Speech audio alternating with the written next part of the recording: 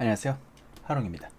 오늘은 만년필 브랜드 이야기 미국 시리즈의 첫 번째인 엘리 워터맨입니다. 미국의 빅5라고 불리는 5개 대형 회사 중 가장 오래된 회사입니다. 사실 현재의 워터맨과 구분하기 위해서는 엘리 워터맨이라는 명칭으로 소개하고 있는데요. 지금부터는 약칭으로 워터맨이라고 이야기하겠습니다. 워터맨의 이야기는 1883년으로 거슬러 올라갑니다. 이야기의 진위 여부에 대해서는 약간의 논란이 있는데요. 워터맨은 보험 판매원이었고 그가 준비한 만년필의 잉크가 넘쳐서 계약을 망쳤다는 이야기는 참 유명하죠. 그렇다면 이전에 개론 시리즈 미국 편에서 이야기했던 의문점을 여기서 다시 한번 생각해 보겠습니다. 만년필의 아버지는 워터맨이라고 하는데 이미 워터맨 이전에 만년필이 있었다는 것이죠. 최초의 만년필이 무엇이냐라는 것에 대해서 우리는 지금부터 확실하게 스탠스를 정해야 됩니다. 현대의 만년필은 가격 및 등급과 상관없이 고장나지 않았다면 잘 써집니다. 캡을 열고 펜을 손에 잡고 종이에 쓰면 되는 3단 구조입니다. 그러나 사실 워터맨 이전에는 이렇지 못했습니다. 기본적으로 만년필은 갈라진 촉의 사이로 모세관 현상이 일어나며 잉크가 전달되는 원리입니다. 또 빗펜과 구분되기 위해서는 만년필의 안에 잉크가 충분히 저장되어 있어야 했죠.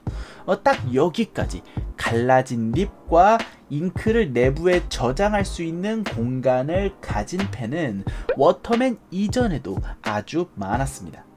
그것이 만년필이었고 워터맨 이전에 수많은 사람들은 그런 펜을 사용했어요. 그러다 워터맨의 시대에 접어들면서 새롭게 개발된 것이 바로 피드였습니다. 충전된 잉크를 립에 전달하는 역할을 맡은 것이 바로 이 피드입니다. 워터맨이 만년필의 아버지가 된 것은 이 피드를 완성한 사람이기 때문입니다. 잉크가 만년필에서 나오는 것은 잉크가 나오는 만큼 만년필에 공기가 들어가기 때문입니다. 이때 공기가 전혀 들어가지 않는다면 잉크가 나오지 않게 됩니다. 반대로 공기가 과하게 들어간다면 잉크는 엄청나게 쏟아져 나오게 되죠. 워터맨은 피드에 공기가 들어갈 길과 잉크가 나올 길을 구분해 주게 됩니다. 이전의 펜들이 펜의 캡을 열고 잉크의 흐름을 조절해주는 장치를 조절하고 잘 나오는지 확인해보고 하는 이런 과정을 거쳤다고 한다면 워터맨의 피드를 달고 있는 만년필은 캡을 열자마자 추가적인 과정 없이 바로 필기를 할 수 있었습니다.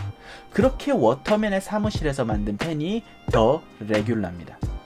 잉크의 흐름을 균일하게 조정해내었다는 그의 자신감이 이 펜의 이름에서부터 느껴지네요. 그렇게 성장한 워터맨은 1900년 미국과 캐나다 전역의 만년필을 판매하게 됐습니다. 워터맨은 지금도 상상하기 어려운 5년 보증을 내걸고 있었고요. 결정적으로 워터맨의 만년필은 파리의 만국박람회에서 상을 수여받게 되면서 도약하게 됩니다. 그러나 아쉽게도 1901년 창립자인 루이스 에디슨 워터맨은 여기에서 숨을 거두게 됩니다. 그리고 조카인 FD 워터맨, 프랭크 워터맨이 물려받게 됩니다. 초창기 매년 500자루를 수공예로 만들던 워터맨은 매년 35만 자루를 판매하는 회사로 성장해 있었습니다. 프랭크 워터맨은 꽤 수완가였던 것 같습니다.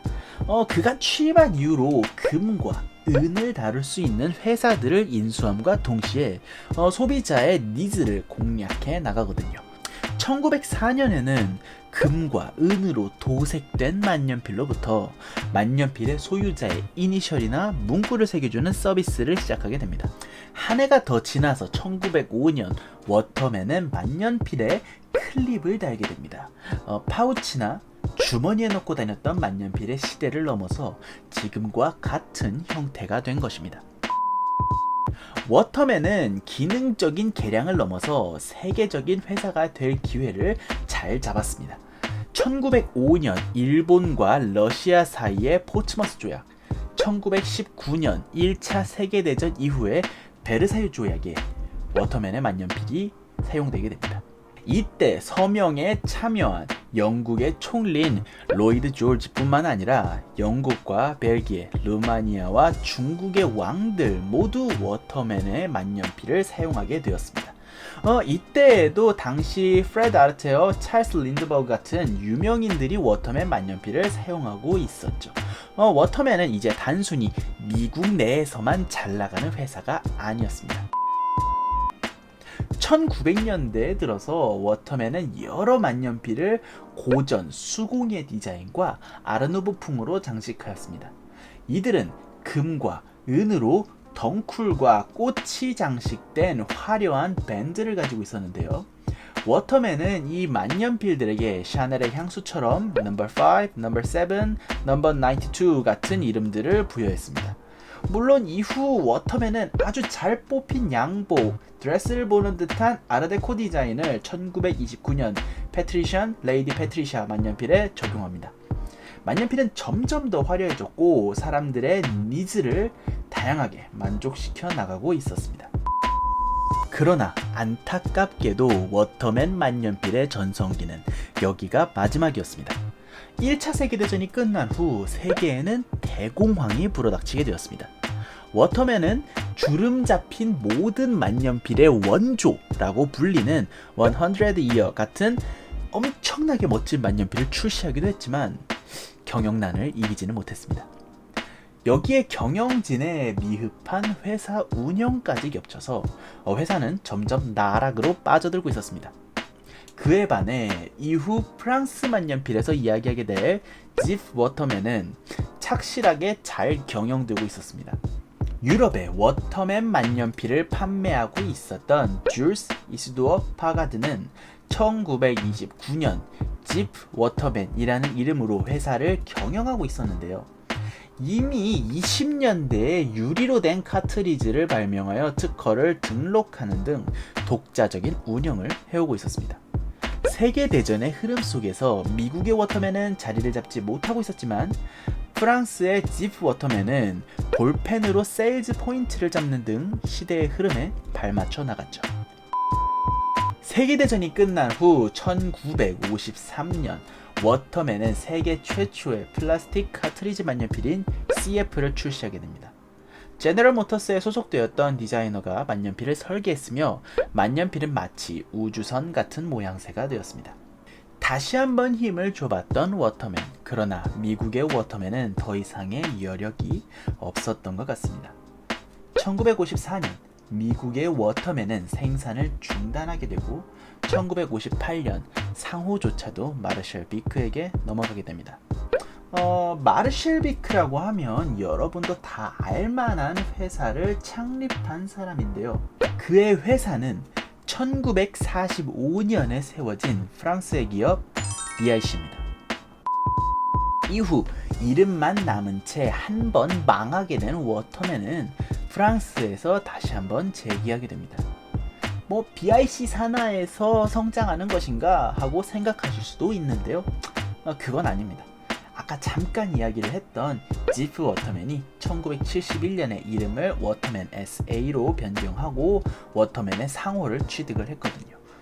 미국의 워터맨 만년필을 수입 판매하던 지프 워터맨은 이제 그 워터맨 자체가 되었습니다. 루이스 에드슨 워터맨이 시작한 워터맨은 이렇게 막을 내리게 됩니다. 이후의 워터맨은 지프와 통합된 뒤에 워터맨에 이어집니다. 현재 워터맨은 통합된 워터맨 SA가 또 여러 번의 인수를 거치게 된 브랜드입니다. 지금은 뉴엘 러버메이드 산하의 샌포드가 소유하고 있는 프랑스 브랜드죠.